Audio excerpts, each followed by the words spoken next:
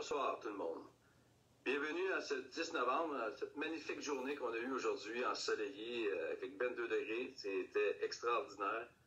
Si vous remarquez, tous les conseillers et conseillères portent le nœud papillon afin de donner un support à l'organisme Procure, afin de mettre fin à cette maladie qui est la prostate. On voulait le souligner pour le mois de novembre, être solidaire à cet organisme. On va débuter la séance. Ouverture de la séance en 2.1. Adoption de l'ordre du jour de la séance ordinaire du 10 novembre 2020. Ça me prendra un proposeur. Mme Marie-Ève Tanguay, appuyé par M. Michel Martel. En 3.1. Procès verbal de la séance ordinaire du Conseil du 6 octobre 2020. Ça prendrait un proposeur, Mme Vicky Langevin, appuyée par M. Mathieu Davio. En 3.2, approbation procès verbal de la séance extraordinaire du Conseil du 20 octobre 2020. Ça prendrait un proposeur, Mme France Gosselin, appuyée par M. Robert Gagnon. En point 5, 5.1, dépôt des listes d'embauche du mois d'octobre 2020. Marie-Ève. Donc, considérant l'absence temporaire de la greffière sur Mme Alexandrine Gemme, il y a lieu d'avoir entrepris auprès du réseau Conseil des sages une offre de service pour pouvoir remplacer la greffière. Donc, il y a lieu d'engager de façon temporaire le greffier intérim, M. René Tousignan. Donc, c'est un dépôt seulement. Merci, Marie-Ève. En 7.1, autorisation de signature avenant 4, Centre intégré de la santé et des services sociaux de la Montérégie-Est, France. Donc, considérant les résolutions 056 03 20 et 173 07 20, 224 09 20 et le 249 10 20, considérant qu'un avenant doit être signé par les parties afin de prolonger de nouveau la période de vérification diligente, soit jusqu'au 23 novembre 2020 inclusivement, considérant que la demande d'un délai supplémentaire par le Centre intégré de santé et de services sociaux de la Montérégie-Est, afin de prolonger la période de vérification diligente jusqu'au 23 et considérant qu'il y a lieu de signer un nouvel avenant numéro 4. À cet effet, il y a lieu d'autoriser Mme Isabelle Roy, directrice générale adjointe, à signer pour et au nom de la Ville l'avenant numéro 4 du contrat de vente de la Ville au 6 Montérégie-Est pour la construction de la Maison des aînés. Un proposeur, Mme Marie-Ève Tanguay, appuyée par M. Michel Martel. En 7.2, autorisation de signature, protocole d'entente portant sur la réalisation de travaux relatifs à l'infrastructure et aux équipements municipaux, projet intégré résidentiel sur la rue Bosquet, Mathieu. Oui, alors, pour situer les gens, il s'agit d'un projet domiciliaire qui donnera sur la rue Rémy. Donc, on parle d'un projet intégré, ce qui requiert une entente promoteur-ville. Donc, tous les documents préalables ont été fournis par le promoteur et l'entente est donc approuvée. Donc, pour information, l'entente prévoit que la ville reprenne les infrastructures d'aqueduc, d'égouts ainsi que les espaces verts comme les parcs. L'égout pluvial, le bassin de rétention, les voies de circulation, le pavage et le stationnement selon la responsabilité du promoteur. Il s'agit d'un développement de 6 habitations jumelées et 10 habitations jumelées contiguës. Donc, considérant que le projet domiciliaire intégré projeté sur la rue Rémy a été accepté avec condition par le conseil municipal au moyen de la résolution numéro 096-03-19 et 229-09-20, considérant également que le promoteur désire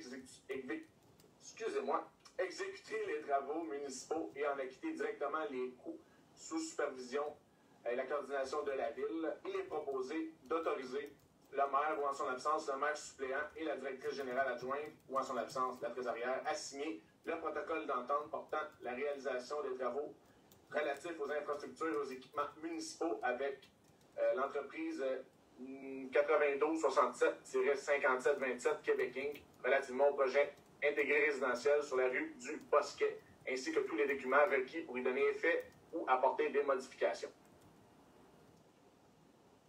Parfait, ça me prendra un proposeur. Madame Vicky Langevin, appuyée par Madame France Gosselin. En 7.3, autorisation de signature, protocole d'entente portant sur la réalisation des travaux relatifs aux infrastructures et aux équipements municipaux. Projet intégré sur la terrasse Belleville. Mathieu. Donc, même procédure qu'au point précédent, pour un projet différent par contre, et un promoteur différent. Donc, c'est la même procédure. Il y a lieu d'avoir une entente promoteur-ville, étant donné que c'est un projet intégré. Donc, tous les documents ont été fournis encore une fois. Toujours, l'entente prévoit que la ville reprenne les infrastructures d'aqueduc, égouts et ainsi qu'espace vert et les égouts pluviales, le bassin de rétention, les voies de circulation, le pavage et le stationnement sous responsabilité du promoteur. Ici, il s'agit par contre d'un développement de 18 habitations. Donc, toujours considérant le projet intégré domiciliaire projeté sur la rue Rémy a été accepté avec condition par le conseil municipal, encore une fois, au moyen de la résolution numéro 2201-0819, considérant que le promoteur désire exécuter les travaux municipaux et en acquitter directement les coûts sous la supervision de la ville. Il est donc proposé d'autoriser le maire ou en son absence le maire suppléant et la directrice générale adjointe ou en son absence la trésorière à signer le protocole d'entente portant la réalisation des travaux relatifs aux infrastructures et aux équipements municipaux avec l'entreprise 9223-2230 Québec Inc. relativement au projet intégré résidentiel sur la rue, sur la terrasse Belleville, ainsi que tous les documents requis pour y donner effet. Parfait, ça prend un proposeur, M. Robert Gagnon, appuyé par Mme Marie-Ève Tanguay. En 7.4, acte de vente des lots 6 325 686 et 5 978 334 au 6 Montérégie Sud. Construction de la maison des aînés. France. Oui, alors considérant l'importance de ce dossier pour la population de la ville de Saint-Amable et que la ville est le propriétaire des lots 6 325 686 et 5 978 334, considérant la disponibilité et la conformité de ces lots pour la construction d'une maison des aînés sur le territoire de la ville et l'accord de l'acheteur, évidemment, du 6 Montérégie Sud, considérant le contrat de vente élaboré à cette fin et l'accord des parties à signer tel que rédigé, il y a lieu d'autoriser le maire ou en son absence le maire suppléant et le greffier par intérim à signer pour et au nom de la ville de Saint-Amable l'acte de vente des lots ici mentionnés au 6 de la Montérégie Sud pour le prix de 1 331 000 $. Un proposeur, M. Michel Martel, appuyé par Mme Vicky Langevin. En 7.5, adoption, calendrier des séances du conseil municipal, année 2021. Vicky. Oui, alors ici, il y a tout simplement lieu d'adopter les dates et heures pour le calendrier 2021 pour les séances ordinaires du conseil municipal. Alors, les séances auront lieu les 12 janvier, 9 février, 9 mars, 13 avril, 11 mai, 8 juin, 13 juillet, 17 août, 14 septembre, 5 octobre, 16 novembre et le 14 décembre, toujours à 19h30. Mais soyez sans crainte, il y aura toujours une publication qui sera faite là, avant, donc vous allez savoir à tout moment quand les réunions auront lieu. Parfait, ça prend un proposeur. M. Mathieu Davio, appuyé par Mme France Gosselin. On est rendu au point 9.1, demande d'aide aux initiatives de partenariat entente développement culturel 2021, 2022 et 2023. Robert. Oui, considérant que le ministère de la Culture et des Communications offre une aide financière pour la conclusion d'une entente de développement culturel, Considérant également que la Ville souhaite conclure une entente de développement culturel avec le ministère de la Culture et des Communications, c'est une entente qui est pour 3 ans. Ça va servir pour la première année pour les festivités entourant le 50e anniversaire de la bibliothèque. Ça va servir également pour le lancement de la politique culturelle. Et dans les années 2 et 3, ça va servir pour le programme de soutien aux initiatives culturelles des organismes sans but lucratif, des organismes paramunicipaux, des artistes et artisans et collectifs d'artistes amateurs. Il est donc proposé d'autoriser la directrice du service des loisirs culturels, Mme France Terrien, à préparer et signer pour et au nom de la Ville de Saint-Amable tout document présent ou futur jugé nécessaire pour donner effet au présent, de s'engager à contribuer financièrement sur une période de 3 ans, soit 2021, 2022 et 2023, à raison d'un montant minimal de 9 800 $, soit l'équivalent de la contribution du ministère de la Culture et des Communications, et de s'engager à assumer tous les coûts non admissibles et les dépassements de coûts associés à son projet. Excellent. Un proposeur, Mme Marie-Ève Tanguay, appuyé par M. Michel Martel. En 10.1, reconnaissance d'un organisme sans but lucratif, programme d'assurance Union des municipalités du Québec. Michel. Oui, l'Union des municipalités du Québec offre un programme d'assurance qui est destiné aux organismes sans but lucratif, les OSBL, qui sont reconnus par la Ville. L'OSBL, les Chevaliers de Colombe de Saint-Amable, Conseil 70-19, et aussi l'Association des gens d'affaires de Saint-Amable ont manifesté leur intérêt à adhérer au programme d'assurance. Alors, la résolution, ça consiste à reconnaître, aux fins d'adhésion au programme d'assurance des organismes sans but lucratif de l'Union des municipalités du Québec, les organismes suivants: Chevaliers de Colombe, 70-19, Saint-Amable, et Association des gens d'affaires de Saint-Amable, situé au 894 sur le principal à Saint-Amable pour l'association, et au casier postal 401 pour les Chevaliers de Colombe. Voilà. Parfait. Ça prend un proposeur, Mme Vicky Langevin, appuyée par M. Mathieu Daviau. En 11.1, autorisation de signature et de paiement, contrat CS 202-02-021, fourniture et livraison de sel de déglaçage pour le 2020 et 2021. Mathieu. Oui, alors, on ne le ressent pas vraiment ces jours-ci, mais l'hiver est à nos portes. Donc, il y a lieu de s'approvisionner en sel de déglaçage pour pallier aux intempéries de l'hiver. Donc, considérant qu'une quantité approximative de 850 tonnes métriques de sel de déglaçage est nécessaire pour la saison 2020-2021, il est donc proposé d'autoriser le paiement d'un montant de 79 648 $ et 93 sous, toutes taxes comprises, à l'entreprise Cell Warwick Incorporé pour le contrat CS-2020-2021 relatif à la fourniture et la livraison de sel de déglaçage des chaussées pour la saison 2021. D'autoriser également la trésorière ou en son absence la directrice générale à prendre toutes les mesures et à signer pour et au nom de la Ville tous les documents requis à cet effet.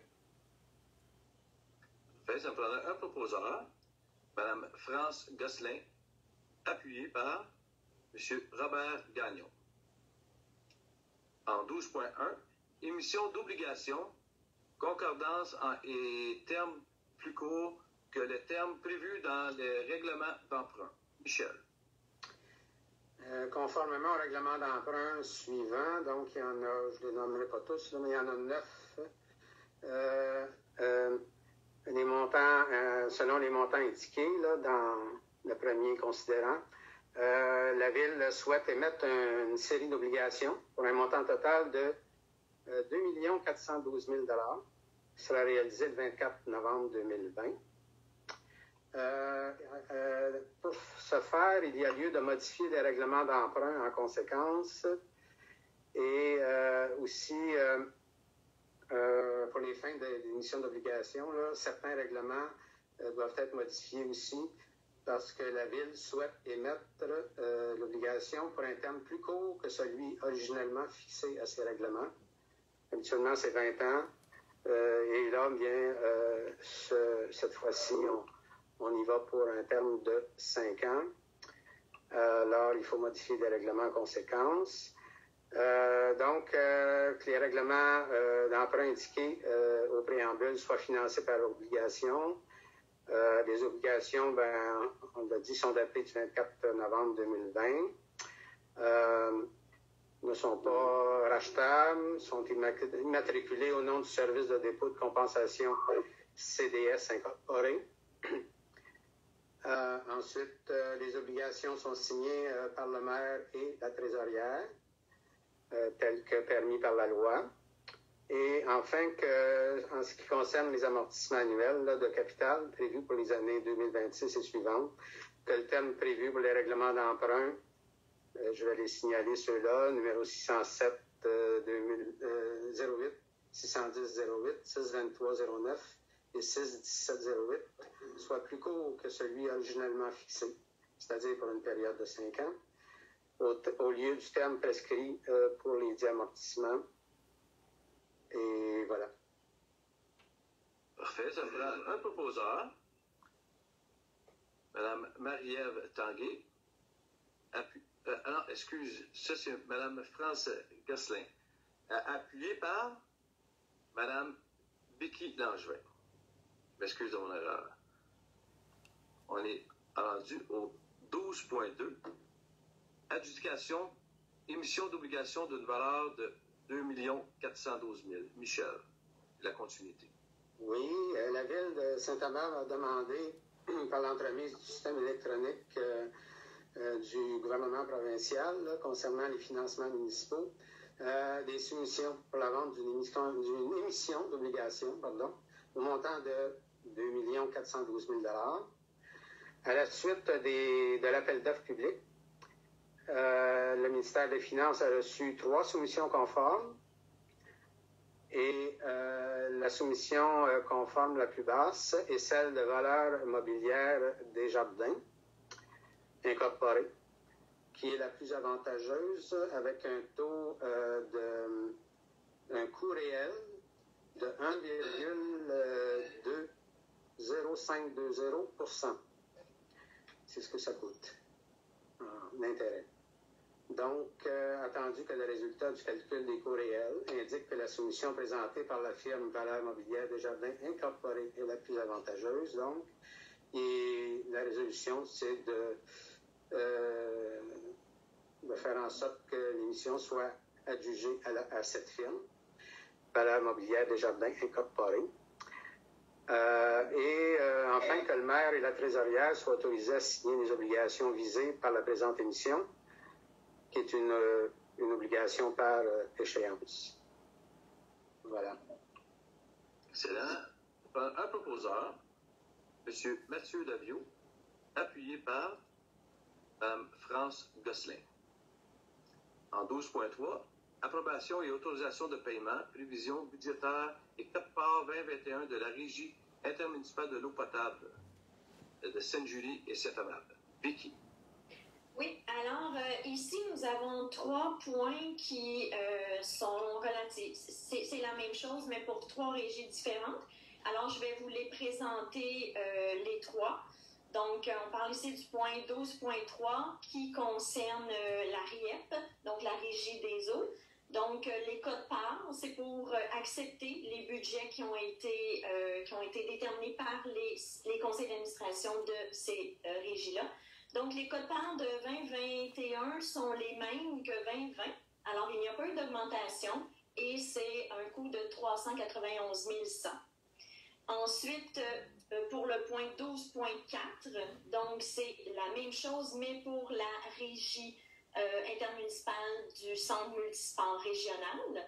Et là, nos quotes-parts ont une légère augmentation. Donc, quote-part 2020 était de 9 667 et maintenant, pour 2021, ce sera 11 746. Et le dernier point, le 12.5, donc toujours on reste dans les régies et cette fois-ci, c'est la régie intermunicipale de la police Richelieu-Saint-Laurent. Alors, les quotes-parts ont une légère augmentation également de 0,98 %. Alors, c'est très minime. Donc, on passe d'une quote-part de 1 849 628 à 1 867 798. Alors, ces 3 résolutions sont tout simplement pour approuver les quotes-parts que nous devrons payer à ces 3 régies-là. Excellent. Nous avons regroupé le 12.3, 12.4 et 12.5. Nous prenons un proposeur, M. Mathieu Daviau, appuyé par Mme France Gosselin. En 12.6, approbation, liste des paiements ratifiés et des comptes à payer. Michel. Pour la période du 6 octobre au 9 novembre 2020, la première liste, ce sont les chèques à ratifier pour un montant total de 1 982 965 et 44 sous. La deuxième liste, les comptes à payer, 374 424 et 81. Et la troisième liste, les salaires période 21 et 22, 335 564 et 11. Donc, il y a lieu de ratifier les paiements effectués, approuver les comptes à payer qui apparaissent sur les listes, autoriser la trésorière à émettre les chèques nécessaires pour effectuer le paiement des comptes à payer. Excellent. Ça prendrait un proposeur, M. Robert Gagnon, appuyé par Mme Marie-Ève Tanguay. En 12.7, Comité consultatif d'urbanisme, traitement des membres citoyens année 2021. Mathieu. Et alors, considérant l'article 70.0.1 de la loi sur les cités et villes, chapitre C19, donc qui encadre et réglemente tout ce qui a trait le comité consultatif d'urbanisme, il est proposé d'autoriser un jeton de présence par séance de 98 et 57 pour les membres citoyens du comité consultatif d'urbanisme pour l'année 2021. À noter qu'il ne s'agit pas d'une augmentation, on garde le même tarif que l'année précédente. Ça prendrait un proposeur, Mme France Gosselin, appuyé par M. Robert Gagnon. Au point 13, urbaniste, 13.1. Excusez, je n'étais pas sur la bonne page. Demande de dérogation mineure numéro 2020-023 DM 485 et 485A rue Auger, France. Oui, alors ici, considérant que les citoyens ont été invités à se faire entendre au moyen d'une consultation écrite annoncée par avis public le 23 octobre 2020 et qu'aucun commentaire n'a été reçu durant la période de consultation, considérant que la dérogation mineure porte sur l'article 111 du règlement de zonage numéro 712-00-2013 et ses amendements, donc de permettre un empiètement de 2,4 mètres à l'intérieur de la bande de protection riveraine de 10 mètres afin de régulariser l'implantation d'une piscine hors terre et d'un patio surélevé pour accéder à la piscine. Donc, c'est un empiètement excédentaire de 2,4 mètres. Considérant que la demande respecte les objectifs du plan d'urbanisme, que la demande vise à régulariser une situation déjà existante et que la recommandation est favorable là, du comité consultatif d'urbanisme, il y a lieu d'accepter, tel que proposé, la demande de dérogation mineure numéro 2020-023-DM. Excellent. Ça me prendrait un proposeur, M. Michel Martel, appuyé par Mme Marie-Ève Tanguay. Nous allons regrouper les points 13.2 à 13.6, les avis de motion pour le projet de règlement omnibus que M. Robert. Robert, votre micro est fermé, s'il vous plaît. Désolé. Concernant les points 13.2 à 13.6, c'est le projet de règlement qui va être modifié. Ça touche le côté urbanisme. Dans les derniers mois, nous avons mandaté la directrice de l'urbanisme et le service du greffe afin de réviser quelques règlements touchant l'urbanisme. Certains de ces règlements-là, ils étaient désuets, il y avait des erreurs de référence ou d'orthographe, puis un ménage s'imposait. Il n'y a rien dans ce projet-là de règlement qui vient brimer le citoyen. Il n'y a rien de changé non plus. il y a quelques petits ajouts. Puis au contraire, c'est une façon améliorée d'appliquer des règlements qui vont aider les citoyens autant que les inspecteurs de la ville ici, du côté urbanisme. Donc on va commencer avec le premier, le 13.2. C'est un premier projet de règlement 699-07-2020 qui modifie le règlement le règlement 699-00-2012 sur les permis et certificats afin de modifier diverses dispositions. Ce qui a été modifié dans ce projet de règlement-là, il y a des modifications. La première, c'est des ajouts et pénalités, des ajouts d'infractions et pénalités relatives à l'abattage d'arbres. C'est qu'avant, les inspecteurs utilisaient la loi sur l'aménagement et l'urbanisme, et maintenant, ça va faire partie de notre règlement ici à la ville. Donc, ça va être plus facile pour les citoyens de pouvoir consulter ce règlement-là, et plus facile également pour nos inspecteurs. Il y a aussi une clarification dans les documents requis pour une demande de permis de construction. Il y a des ajouts de détails concernant le plan d'implantation et le certificat de localisation. Il y a des normes qui vont être données dans ce règlement-là. Ça va être des normes précises avec des mesures et tout. Ça va aider autant le citoyen que le contracteur qui veut faire un projet.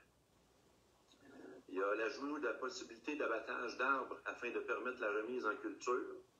Donc, avec ça, il va y avoir un plan à l'échelle qui va être demandé à la personne qui veut remettre une terre en culture avec un rapport réalisé par un agronome. C'était des choses qui se faisaient déjà, mais là, ça va être spécifié dans le règlement.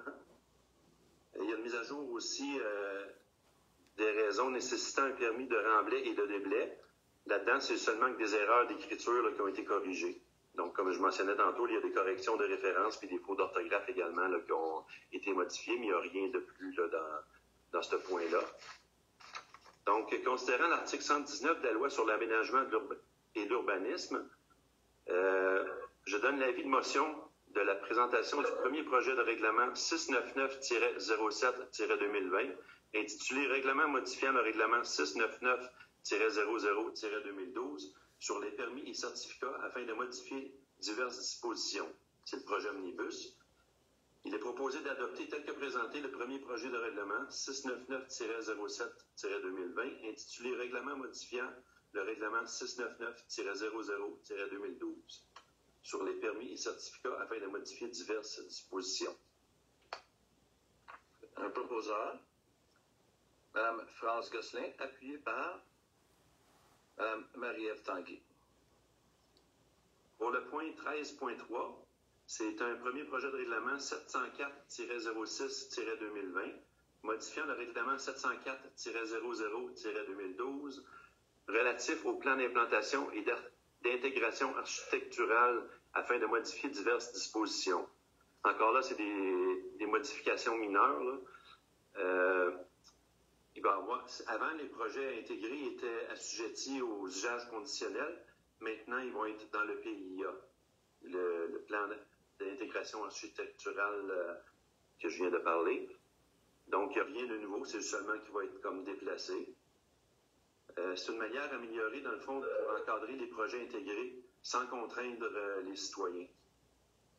Puis, il y a aussi des corrections, là, comme je disais tout à l'heure, des corrections d'application et d'orthographe dans certains articles.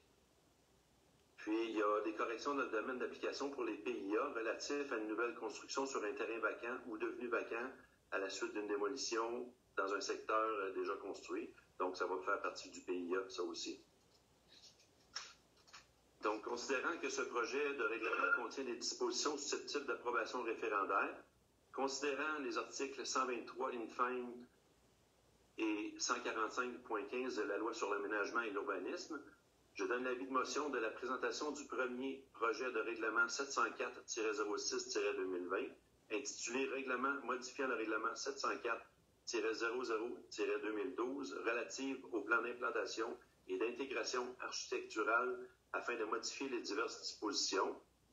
Il est proposé d'adopter tel que présenté le premier projet de règlement 704-06-2020, intitulé « Règlement modifiant le règlement 704-00-2012 relatif au plan d'implantation et d'intégration architecturale afin de modifier diverses dispositions et d'assujettir ce projet de règlement à une consultation écrite de 15 jours annoncée préalablement par avis public en remplacement de l'Assemblée publique de consultation conformément à la loi et l'arrêté ministériel du 4 juillet 2020. Un proposeur, Mme Vicky Langevin, appuyé par M. Mathieu Daviau. Pour le point 13.4, c'est premier projet de règlement 705-09-2020, modifiant le règlement 705-00-2012 sur les usages conditionnels afin de modifier diverses dispositions dans l'omnibus. Les principales modifications dans ce point-là, c'est des technicalités, là, des mots qui ont été changés, qui ont été améliorés. C'est aussi suite au passage de la municipalité à ville. Donc, il a fallu modifier ça dans le règlement. Il y a aussi une mise à jour du domaine d'application pour les habitations multifamiliales à structure isolée de 9 logements et plus, donc H4, afin de retirer les H4 autorisés seulement en projet intégré résidentiel ou mixte et éviter une double présentation au dossier du CCU. Donc, ce que ça veut dire, grosso modo, c'est que les 9 logements et plus, qui est le H4 qu'on parle, c'était dans les usages conditionnels, puis maintenant va être dans le PIA. Donc, il n'y a pas d'autres modifications pour celui-là. Donc, considérant que ce projet de règlement contient des dispositions susceptibles d'approbation référendaire, considérant les articles 123 in fine et 145.31 de la loi sur l'aménagement et l'urbanisme, je donne l'avis de motion de la présentation du premier projet de règlement 704-06-2020, intitulé Règlement modifiant le règlement 704-00-2012, relatif au plan d'implantation et d'intégration architecturale afin de modifier diverses dispositions. Il est proposé d'adopter tel que présenté le premier projet de règlement 705-09-2020, intitulé Règlement modifiant le règlement 705-00-2012 sur les usages conditionnels afin de modifier diverses dispositions et d'assujettir ce projet de règlement à une consultation écrite de 15 jours, annoncée préalablement par avis public en remplacement de l'Assemblée publique de consultation, conformément à la loi et l'arrêté ministériel. Ça me prendrait un proposeur, Mme Marie-Ève Tanguay, appuyée par M. Michel Martel. Le point 13.5, c'est le premier projet de règlement 732-04-2020, modifiant le règlement de lotissement 649-10 afin de modifier diverses dispositions. Ici, il s'agit de modifications dans les textes pour les mettre à jour. On détaille également les normes pour les projets intégrés concernant le lotissement. Et, par exemple, il va y avoir des normes sur les lots, les dimensions, la largeur, les largeurs de rue, etc. Ça va faciliter la tâche pour la personne qui veut construire quelque chose ou pour les contracteurs également. Donc, tout va être... les détails des mesures vont être dans ce règlement-là. Considérant que le projet de règlement contient les dispositions susceptibles d'approbation référendaire, considérant également les articles 115 et 145.31 de la loi sur l'aménagement et l'urbanisme, je donne avis de motion de la présentation du premier projet de règlement 732-04-2020, intitulé Règlement modifiant le règlement de lotissement 649-10, afin de modifier diverses dispositions. Également d'adopter, tel que présenté, le premier projet de règlement 732-04-2020, intitulé Règlement modifiant le règlement de lotissement 649-10, afin de modifier diverses dispositions et d'assujettir ce projet de règlement à une consultation écrite de 15 jours annoncée préalablement par avis public en remplacement de l'Assemblée de consultation publique, conformément à la loi. Ça me prendrait un proposeur, Mme France Gosselin, appuyée par M. Mathieu Daviau. Et le dernier, le 13.6, concerne le premier projet de règlement 712-28-2020, modifiant le règlement de zonage 712-00-2013 afin de modifier diverses dispositions. Ici, il s'agit d'ajout de normes concernant les projets intégrés résidentiels et les projets intégrés mixtes. Et, par exemple, les distances séparatrices entre les bâtiments, des choses comme ça, des détails qui vont être écrits dans ce règlement-là. Donc, ça va être encore là plus facile pour les citoyens de les savoir. Il y a une petite nouveauté de ce coup-ci, c'est la possibilité d'attacher une remise à un pavillon de jardin ou à une pergola. Un pavillon de jardin, pour ceux qui veulent le savoir, c'est un abri saisonnier permanent pourvu d'un toit où l'on peut manger ou se détendre. C'est un outdooring, là, comme certains l'appellent. Donc, il y a une possibilité d'assembler de cabanons avec ce genre de pièces-là. Il y a des ajouts là, dans ce projet de règlement-là aussi, des modifications de définition. Ils vont tout être définis, qu'est-ce qu'un pergola, qu'est-ce que le pavillon de jardin, etc. Il y a une mise à jour de plusieurs grilles et des usages et normes, puis une correction des références, puis des fautes d'orthographe également. Donc, considérant que ce projet de règlement contient des dispositions susceptibles d'approbation référendaire, considérant les articles 113 et 123 de la Loi sur l'aménagement et l'urbanisme, je donne avis de motion de la présentation du premier projet de règlement 712-28-2020, intitulé Règlement modifiant le règlement de zonage 712-00-2013, afin de modifier diverses dispositions, et d'adopter, tel que présenté, le premier projet de règlement 712-28-2020, intitulé Règlement modifiant le règlement de zonage 712-00-2013, afin de modifier diverses dispositions, et d'assujettir ce projet de règlement à une consultation écrite de 15 jours, annoncée préalablement par avis public en remplacement de l'Assemblée publique de consultation, conformément à la loi et l'arrêté ministériel du 4 juillet 2020. Excellent. Ça parlait un proposeur, M. Michel Martel, appuyé par Mme Vicky Langevin. En 13.7, dépôt procès-verbal de la réunion du comité consultatif d'urbanisme numéro 496 du 21 octobre 2020, France. En considérant le sommaire du service de l'urbanisme déposé sous le numéro 20-136, il y a lieu de déposer le procès-verbal de la réunion du comité consultatif d'urbanisme sous le numéro 496, tenu le 21 octobre 2020. Ça parlait un proposeur, M. Michel Martel, appuyé par Mme Vicky Langevin. Nous sommes rendus à la fin de la séance. On est rendu à la période de questions. Je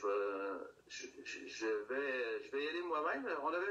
Est-ce que quelqu'un veut le mêler ou est-ce qu'on ne l'avait pas déterminé? Hein? Je vais les faire. Désolé. Il y a M. William J.T. Il pose une question. Est-ce possible de savoir quand et est-ce qu'un bouton pour les piétons serait fonctionnel au coin de la rue principale et du Cardinal du côté du Jean Coutu? Votre question est très pertinente. Nous avons fait faire une étude pour cette intersection par une firme spécialisée cet été. Nous allons changer la signalisation à cette intersection de Cardinal et Principal. Mais, malheureusement, dans l'étude, il n'y avait pas de recommandation pour le bouton pour les piétons. Soyez assurés nous allons demander au MTQ, parce que la principale est sur la juridiction du MTQ. Et nous allons considérer votre demande et nous allons faire la demande auprès du MTQ en espérant que votre demande va être considérée par le MTQ. On avait une deuxième question qui était M. Olivier Cambridge.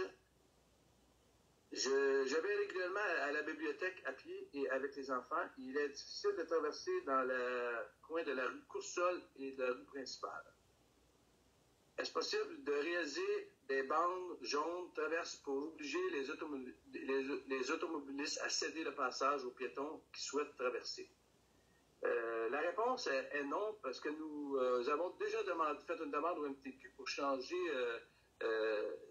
l'alignage de traverse qui est sur la rue Delpé, en face de l'abribus, puis ça avait été refusé par le MTQ. Il y a deux traverses vraiment à proximité sur la rue Delpé qui étaient à quelques pas de marche, et également sur le coin de la rue Cardinal et Principale. Ça, malheureusement, ça avait déjà été refusé au MTQ. Nous allons passer nous sommes rendus à la fin de la séance. Ça va nous prendre, à la levée de l'Assemblée, ça va nous prendre un proposeur, Mme Vicky Langevin, appuyée par Mme France Gosselin. Merci beaucoup. Merci pour votre écoute. À la prochaine. Merci.